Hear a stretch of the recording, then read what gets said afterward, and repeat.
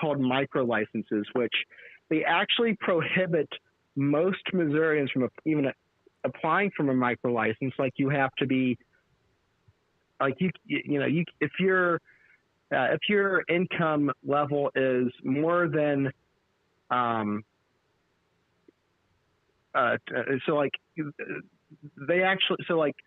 one of their categories of people who can apply for licenses is people whose incomes are 250% below the federal poverty limit, right?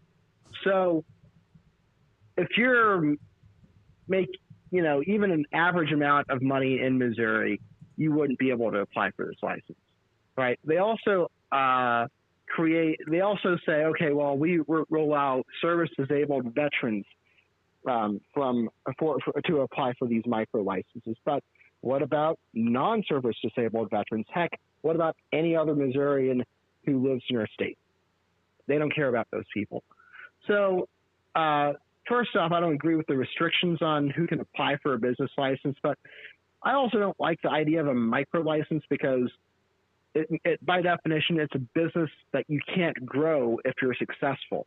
So why do I get limited to a micro license where I can maybe transact $100,000 or $200,000 worth of business a year, as opposed to having the opportunity to compete successfully in the market and scale if the market is determines that I'm delivering a good product or service at what the market's going to pay for, So I have problems with their whole system here, and it's a giant scam. It's backed by at least one billionaire who wants to, monopolize the market. It's backed by out-of-state companies that just want to squeeze ordinary Missourians, and that's the other issue. Is that from a consumer standpoint, if you have market restrictions on competition, you are faced with high prices and low quality, so. Well, I mean, it's a lot to unpack, but I agree with everything that you said. And, again, when we're talking about, I hate licensure, and especially in this, when they sit there and they spout this nonsense that this is for the poorer communities. Whenever they create legislation like this and you have to have all these licenses, poor people can't afford the licenses anyway. So how the heck are you gonna, how are you gonna help them? The other thing that gets me is the bragging on we got this expungement, and that's all they're saying. They're just saying, you can be expunged, but like you said, you have to read into it and find out. Well, you may have to still serve your time. Then you can fill out this form and you can pay this fee, and maybe we'll expunge it. And, of course, they're not going to tell people that, because if they told them that, nobody's going to vote for it. So it's our job to get people to understand this is not the right way. Ron Hicks's bill, Representative Hicks's bill, was good. As originally written, that bill was perfect.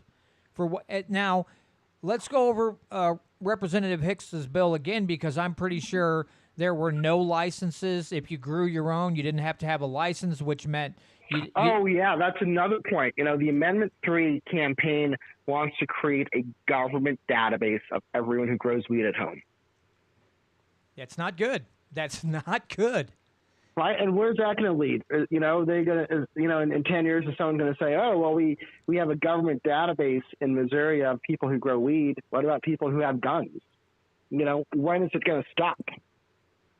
Yeah, because that was the other part of Representative Hicks's bill that I liked, is he said, yeah, you might fill that out, but that's not going to, that has no more say so over if you can own a firearm or not, because that's, they're not going to know. That stuff there's no foundation for them to say you can't own a firearm because you have, a marijuana card anymore, or you're growing your own, or whatever you're doing. Now you can own your firearm. And that was one of the things I was trying to get across to people, is that right now, because of SAPA, that helps, but that does not stop the ATF or anybody else from coming in if they really wanted to be jerks and take your firearm simply because you're using a plant for pain management or whatever reason. It's none of my business. But this allows government to come in if we get somebody who's more of a tyrant than what we already got now. It gives them carte blanche to come in and start taking people's firearms and possibly throwing them in jail because, again, of a plant. I I hate that I have to say this all the time, but I have never seen, no, nor have I ever heard of anyone dying from marijuana, overdosing on marijuana, any of that stuff. Now, alcohol, and people like to drink, whatever. That's fine. You do you, I'll do me. But I just love how we treat alcohol with kids' gloves. But when you start talking about marijuana, then the iron gauntlets come out, and everybody and their brother, well, not everybody and their brother, but a lot of people in government start losing their mind, and it's like, what is the deal? You don't. Well, I think it's. I would say, society has changed their mind about marijuana. We have lived through 2 generations of lies and prohibition. Now people know the truth, right? And Ron Hicks is a great example of someone in government who probably used to believe a lie, but saw the truth. And not only did he see the truth, he decided to do something about it. All right. He truly is a man of the people.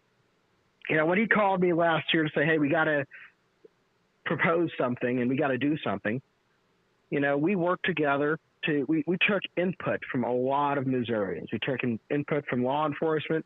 We took input for people who had been incarcerated for marijuana.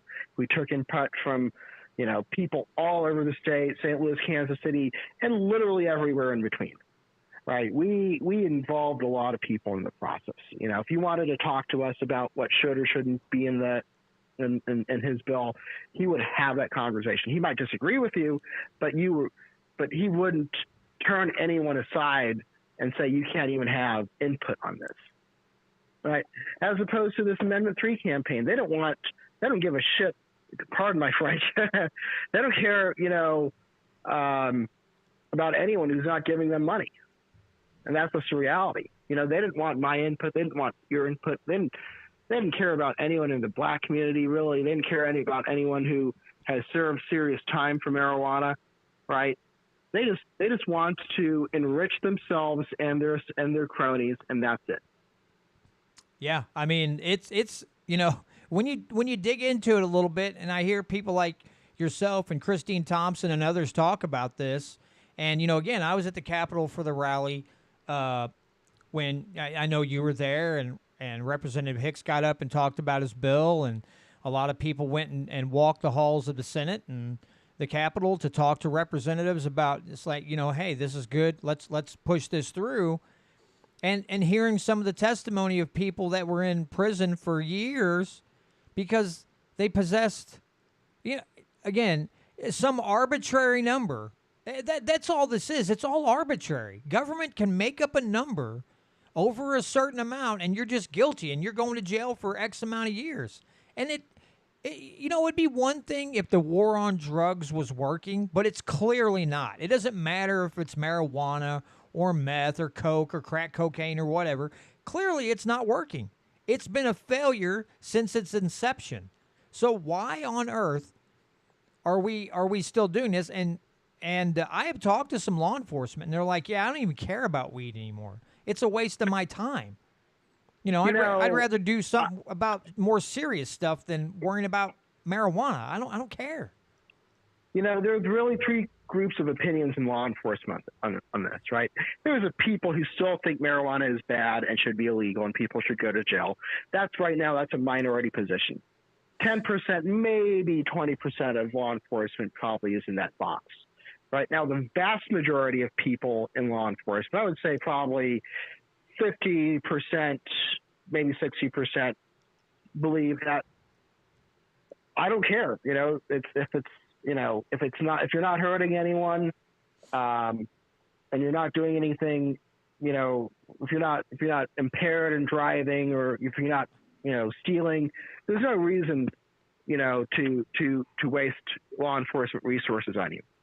And then there's the people in law enforcement who don't just see that basic underlying premise of, if you're not hurting anyone, then whatever, it's not the government's business. But they see that marijuana is a useful medicine. It's valuable. It helps people.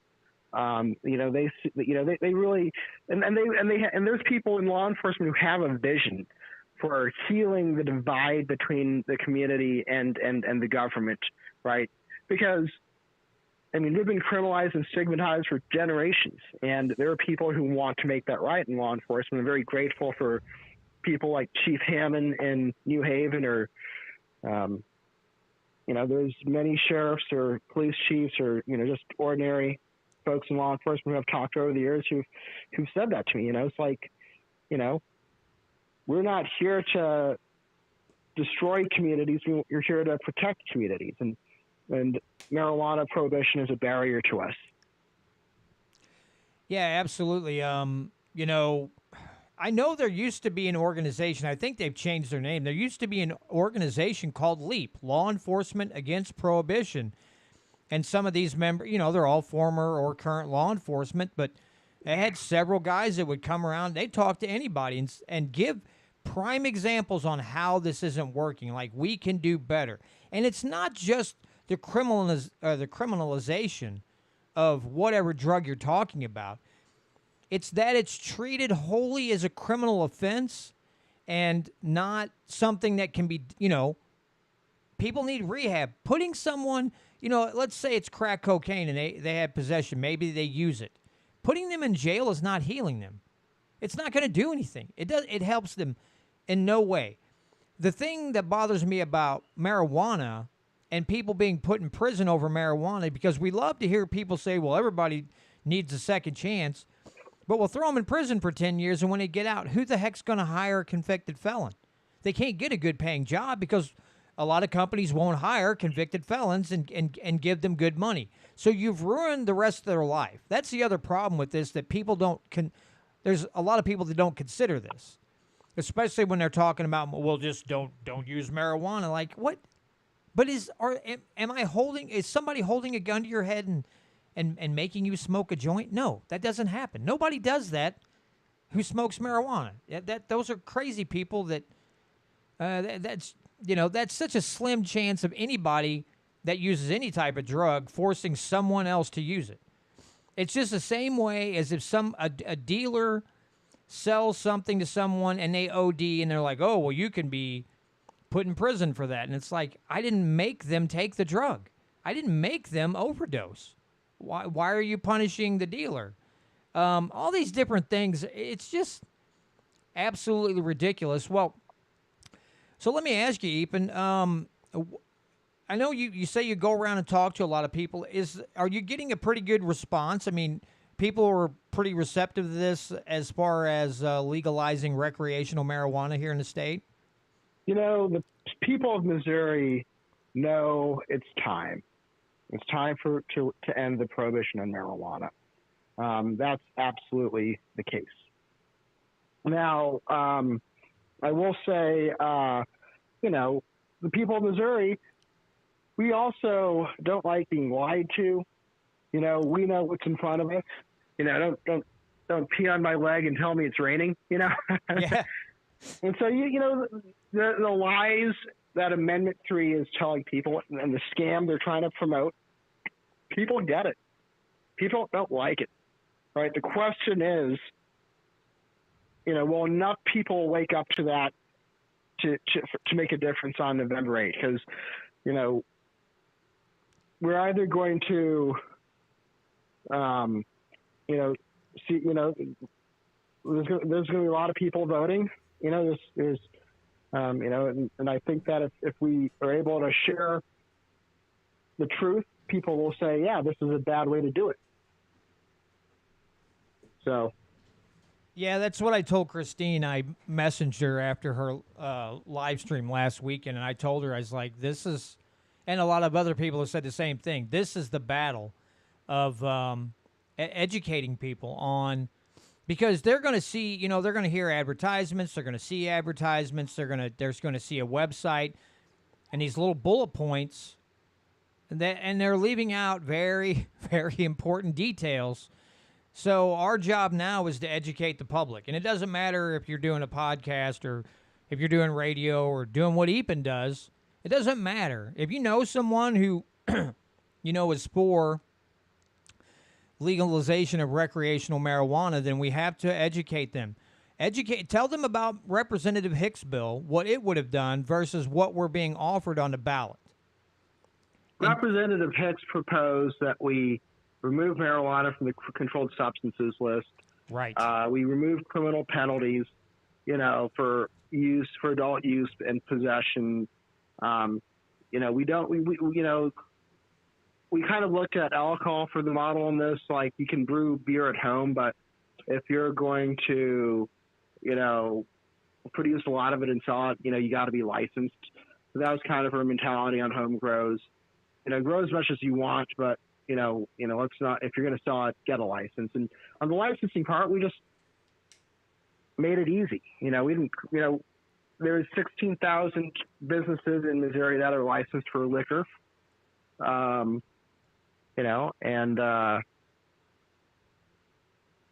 It shouldn't be any more difficult to open up a restaurant and sell wine or beer or whiskey than it should be to, grow, process, manufacture, or retail marijuana. In fact, we actually proposed a first-in-the-nation permitting system for hospitality environment for marijuana use. So, you would have legalized your consumption lounge, shops making infused products, etc. Yeah, I wanted to ask you about this because I see this. I saw it on their page, and I can't remember the website for the Legal Missouri 2022. But they said something about a lottery drawing for I guess dispensaries. Oh, yeah. What's this all about? They want to create they create this bogus class of licenses called micro licenses, which again very restrictive on what you can do with that license. You can't grow your business, and a lot of people are, and if you did get that license, you wouldn't be able to, and most people wouldn't even be able to apply for it. But then they also create, we're going to give out these micro licenses to a lottery. Well, let me tell you what's going to happen there. Like, give you an example of what happened in Connecticut. There was 28 micro licenses in Connecticut. There were 23,000 applications. And what was happening was the big multi-state marijuana businesses that already had the full commercial licensing, they were putting in 1,000 applications, 2,000 applications per business for these micro licenses, right? They were just flooding the lottery system. So it's a scam all the way through. There's no other business you could own in Missouri where whether or not you get to make money is determined by a lottery. That's just stupid.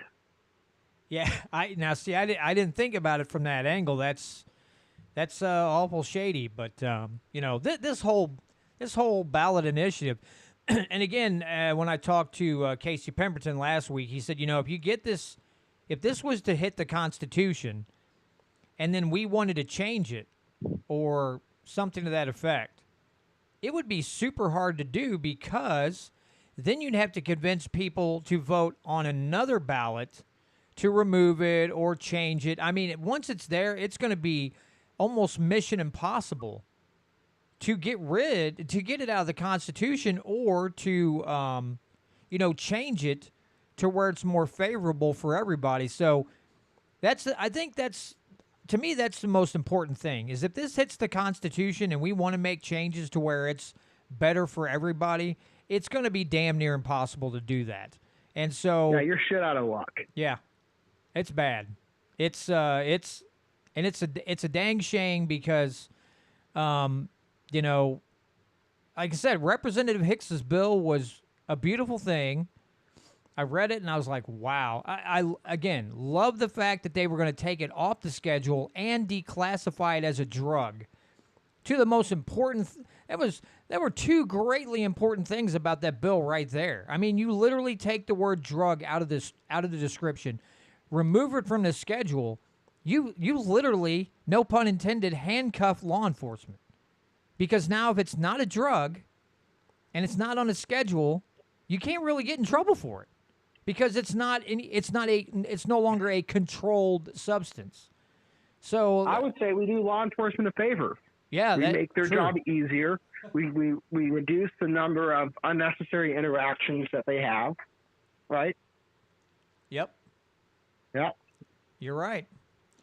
Well, Eapen, like I said, I didn't want to keep you too long because I know you're a busy man. Is there anything else you wanted to add, or I mean, do you know of any events or anything like that? Anybody got planned to educate people on Legal Mo 2022 or anything like any? Ask me that. We will have some events starting in September, and then we will we'll have a website up very shortly. So I'll let you know about all that. Okay. Yeah, just hit me up on Twitter or Facebook or whatever and link it to me, and then I will remind my viewers and listeners about those events, and maybe we can get some people involved. Well, Eapen, thanks so much for your time tonight. I really appreciate it. I appreciate your knowledge on this fact because I was, I don't know as much as you all do, and I told my listeners we got to have people who know, so I didn't want to mislead anybody, and I didn't want to misspeak. So I greatly appreciate your time on this, man, and hope things go well, and good luck in this. Thank you, man. I appreciate it. Yep, take care, man. All right, folks, that was Eapen Thampy. So if you want to hear the whole conversation, I apologize. I tried to start the live stream, and YouTube said, live stream's not available right now. And it went on for 5-10 minutes, and I said, heck with it, because I knew Eapen was busy. So I went ahead and just started recording. So if you want to hear the whole conversation, just look up Missouri Liberty Report on any podcasting app, and then that way, you can hear from beginning to end of our conversation. Like I said, YouTube took a dump on me, and pretty much, yeah. It's been one of those days, folks. That's the first time that I've never had that issue before. But I tried 3 different times, and it kept saying it wasn't available. And I'm like, okay, well, I guess I'm dumping this and just going to recording only. And then some of you got in at the tail end, and I apologize for that. I told Eapen I wouldn't keep him very long. But you heard it, folks. The lottery system that they're proposing in this ballot initiative is no good. You heard Connecticut. These companies that already had businesses filling out 1,000 applications just so they get, they'll get drawn. And there's probably an application fee for that as well. So this is government. This is when we talk about private-public partnerships. This is what we're talking about, okay? This is what we're talking about as far as this goes, because this is going to make sure that the business owners who already are making, money hand over fist in this, what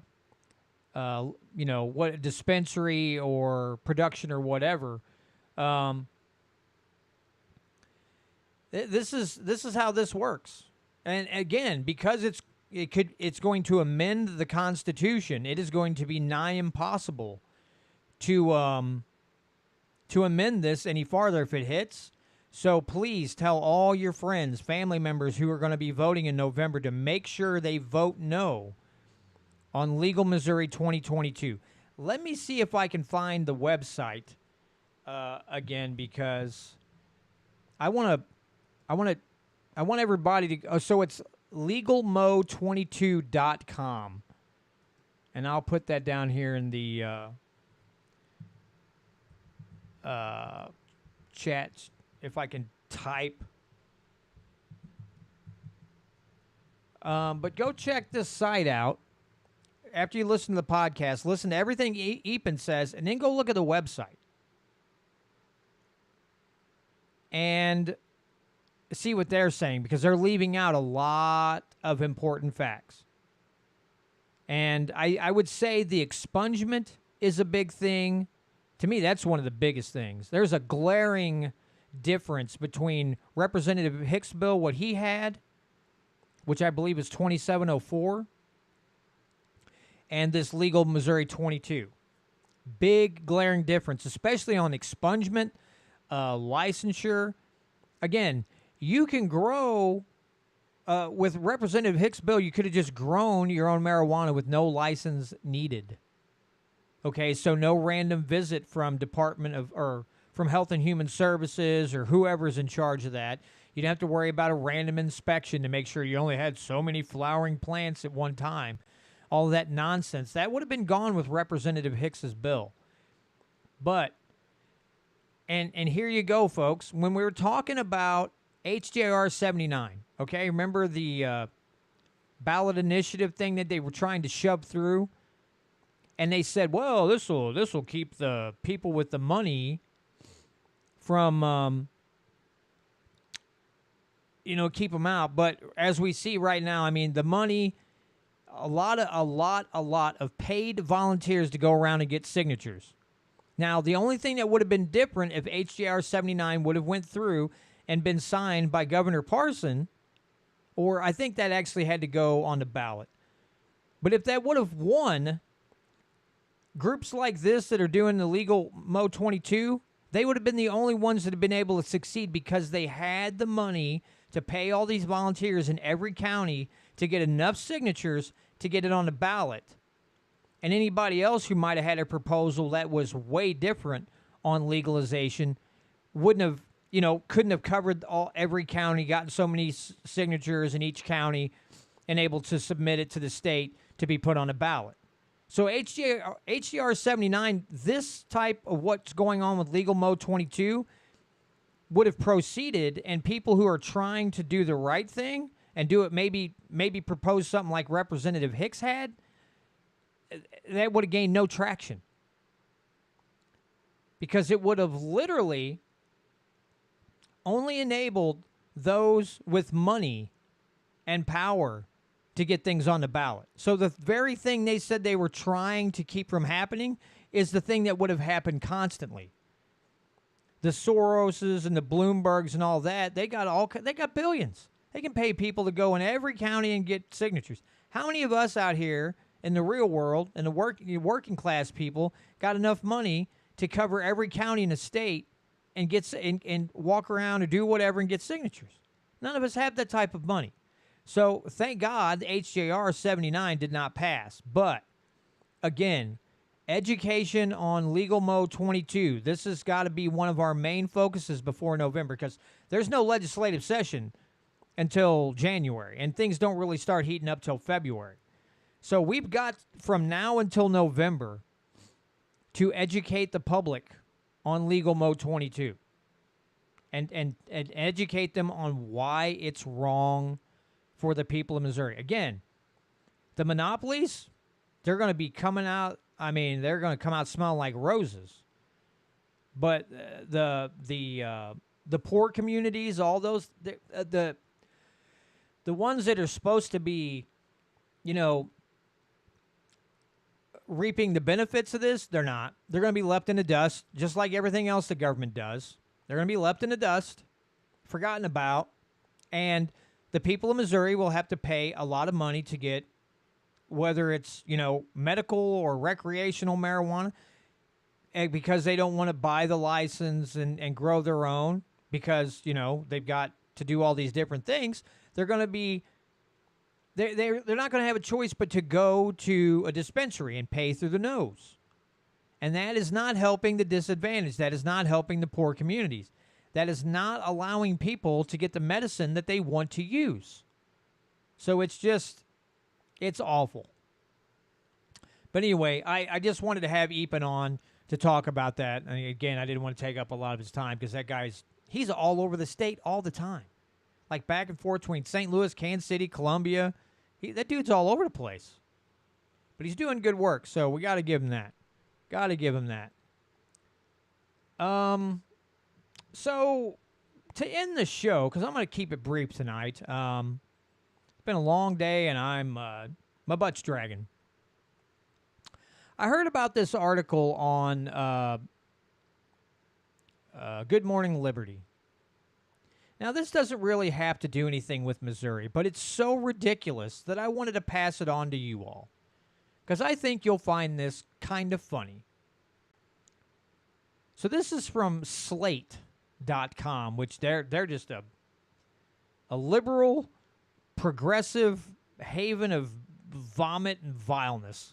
I don't know how else to put it. Just Progressive stupidity. This article's from Alyssa Strauss. Now, this is from March 8th, 2016. So it's an older article, but good God Almighty. We need to stop calling breastfeeding natural. Let me repeat that. We need to stop calling breastfeeding natural. Okay? Says public health advocates often use the phrase natural in their attempts to promote breastfeeding. As a marketing strategy, it's a shrewd move. Most mothers will feel at least a little bit guilty about going the unnatural route and will be too tired to question the speciousness of what's being implied. But as a public health strategy, this use of natural may not be a very wise move at all. In a new paper recently published in Pediatrics, bioethicists Jessica Martucci and Ann Barnhill argue that the emphasis on the natural aspects of breastfeeding can easily backfire. By endorsing breastfeeding as natural, they say breastfeeding advocates are reinforcing the idea that natural is A, something that actually exists, and B, healthier. By setting up this dichotomy, these pro-breastfeeding campaigns might serve as unintentional fodder for concerns against unnatural interventions like vaccinations. Is that not some of the dumbest thing? Is that not some of the dumbest stuff you've heard in a while? It can be natural as something that actually exists. Natural? What's the base word of natural? Nature. So it's going to exist, you flippin' idiot. And so, of course, they're going to bring up vaccination. Oh, if people think they breastfeed their kid, they don't have to vaccinate. There's a lot of women that breastfeed and still vaccinate their kids. I don't understand this mentality where, well, it's not based on logic. She's living on another planet. The idea of the natural evokes a sense of purity, goodness, and harmlessness. Well, duh. That's what it's supposed to invoke or evoke.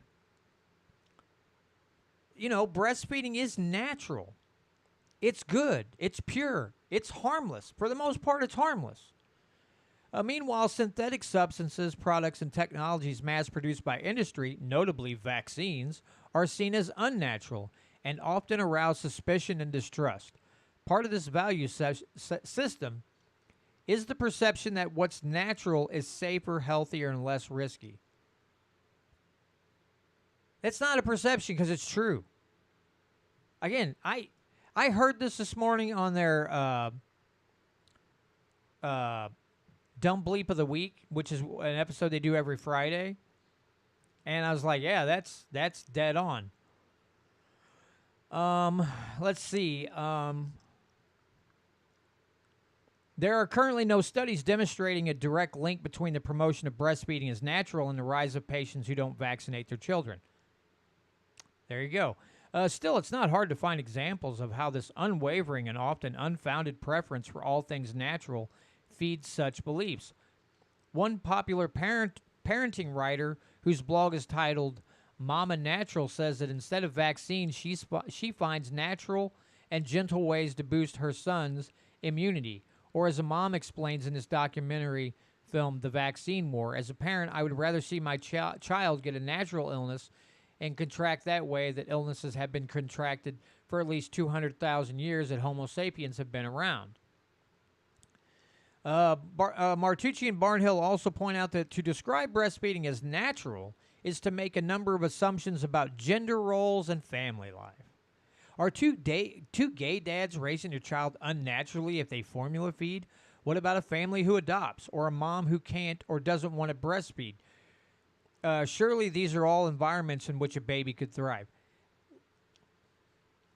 Listen, lady, nobody says if you can't breastfeed that now you're a horrible person.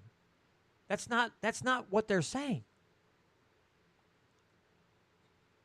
But there's a lot of evidence out there that between synthetic formula and the mother's breast milk, that the baby getting the breast milk has a better immune system.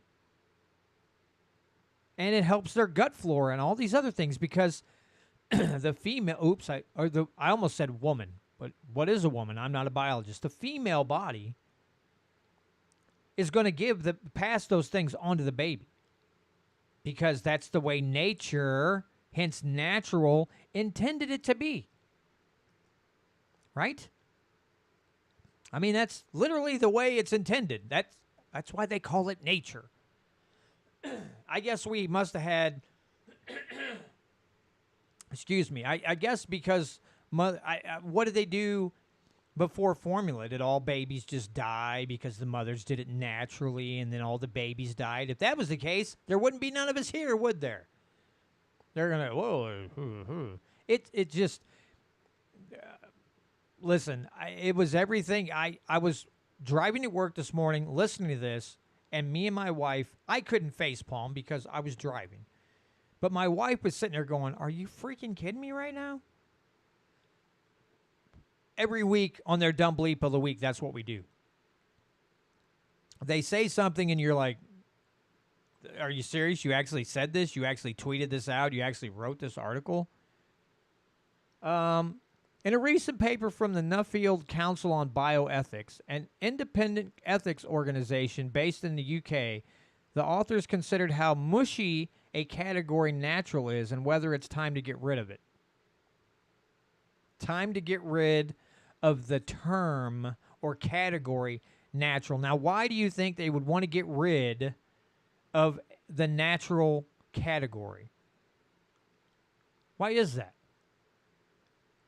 The concept of nature itself and perceptions about the link between nature and value also change and are reflected differently in philosophy, social science, and literature at different points in history, they write.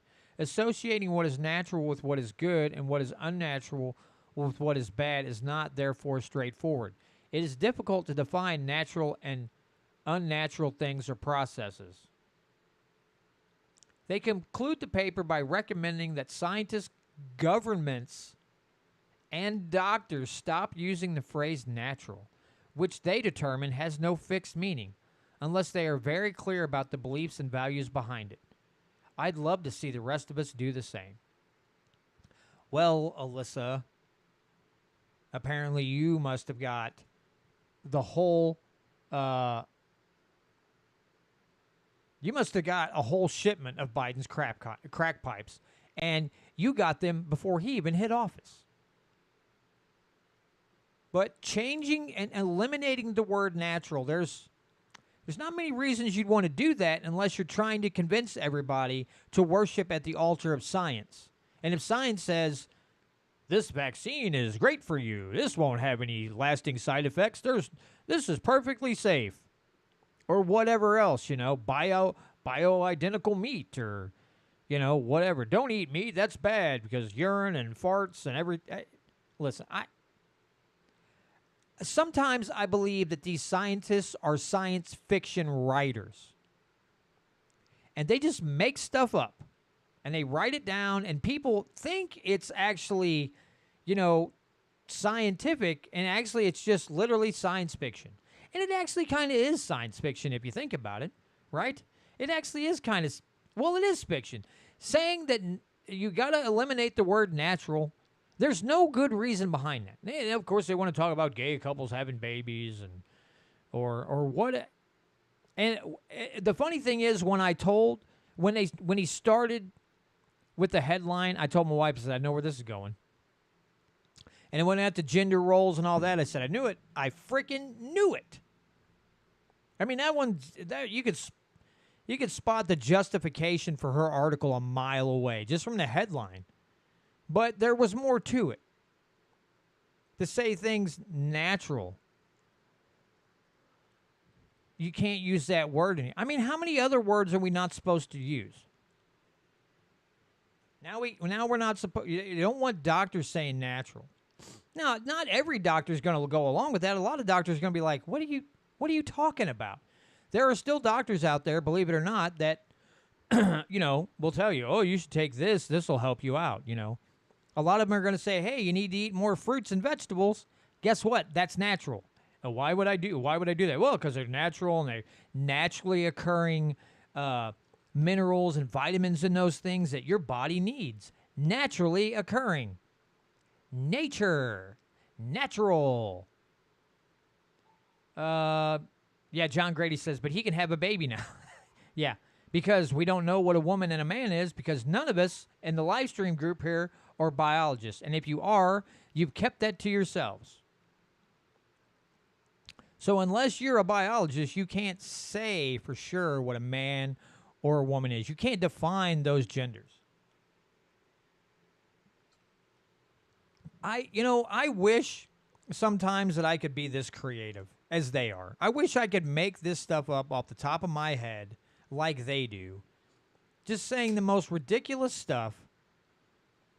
And people literally just like, oh, I got to write an article about this. And if you go back, I don't remember the name of the video, but if you go back and go through John Stossel's video, he actually did a video because of, I don't remember, it was something about dogs' reproductive system. These people wrote a paper, all fake, submitted it to all these, scientific journals, and some of them picked it up and put it in their magazine.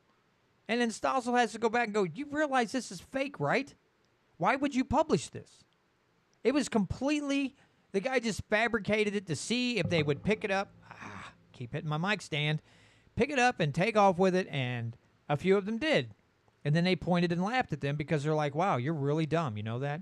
You're really, really dumb. Ooh. John Grady asked a good question. Do judges need to consult a biologist for sentencing before prison to determine if male or female prison is appropriate? I don't know, but if you give these wackos enough time, some male convict is going to identify as a female, and then some idiot judge will put them in a female prison, and then all hell break loose. Guaranteed.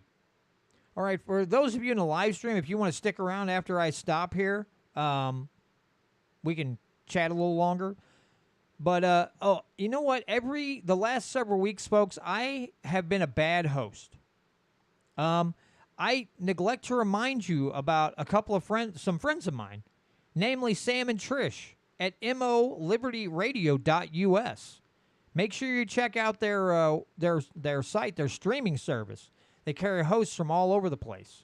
They have a lot of great content. So, molibertyradio.us. Also, go to YouTube on Saturday nights at 7:30 p.m. and look up Missouri Freedom Initiative. Check out Patrick's live stream that he does every week. He's always got good topics that he's covering right now. Right now, he's only doing one live stream a week, but once the legislative session starts, then it'll be Wednesdays and Sunday nights at 7:30 to discuss the bills and current things going on. But yeah, so molibertyradio.us, and then on YouTube on Saturday nights at 7:30 p.m., be sure to check out Missouri Freedom Initiative. And join in on the chat in the live stream and ask questions, because Patrick's good about watching a live stream, answering questions as they pop up, and so on and so forth. So always good stuff with Patrick. He's got his finger on the pulse of what's going on here in Missouri, and does a really great job. So again, appreciate all of you who tuned into the live stream. Again, I'm very sorry that YouTube decided to be stupid tonight and not let me start, and I just got irritated and fed up and said, heck with it, I'll just record, because I needed to leave Eapen enough time to do the interview and go on about his merry way, because, again, he's busier than a one-legged man at a butt-kicking contest. So, again, thanks to all of you. Thanks to you at KEYK. Next week, I'll have Jody Grace on from the Missouri Freedom Foundation to discuss her organization and things that they've worked on and will be looking to work on. The week after that, September 2nd, I will have Tom Martz on from the Locke and Smith Foundation. He teaches 4-state constitutions, so I'm going to have him on discuss what he's been up to and what he's going to be working on. Have a great week, everybody. Have a great weekend. Be safe, be healthy, and we'll see you all next Friday here on the Missouri Liberty Report. All right. So again, sorry guys for the boo boo there. YouTube, it's the first time. Never have I had that stupid happen to me before. It just said it's not available right now, and I was like, "Excuse me," and I kept trying and trying and trying and trying. It didn't work out very well. So you guys missed about 10 minutes of it. So again, if you hear in about I don't know an hour, if you go check anywhere with your wherever you might get your podcast, and you can listen to the whole um, conversation that I had with Eapen because he brought up a lot of important things, and so yeah, unfortunately we had a hiccup tonight, and hopefully next week is a little better because I do not want to do that 2 weeks in a row, or I am going to have a come apart, if you know what I mean. But John Grady, Jonathan Ashley, Ganai, Voodoo Queen, BH, appreciate you all joining me tonight. And again, apologize for the technical difficulties. Everything was good on my end. I had excellent connection, but YouTube just said, you don't want to do that right now. I did it 10 minutes later. So anyway, good night to all of you. Have a great weekend. Next week, we'll be back at my 6:30 time slot with Jody Grace and all that good jazz. And I'm going to continue to push to have different guests on. Probably going to try to have Patrick back on here, I don't know, sometime in September, maybe middle or end of September. I'll try to have Patrick back on with me for another conversation and all that happy noise. So anyway, folks, peace out.